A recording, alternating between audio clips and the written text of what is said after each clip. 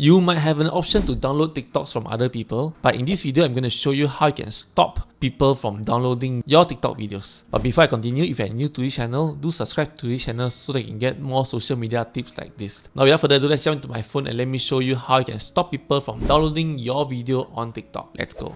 First of all, open up your TikTok app. Now I'm going to show you one video where you can download. For example, by this Sabrina Ramonov, you can see that there is an arrow icon at the bottom right. When you click on it, you can see there's an option to download. So how are you going to disable this download button? So it's very easy. You just have to go to your profile, go to the three lines at top, go to settings and privacy, at the accounts, click on privacy, and then you can see here downloads.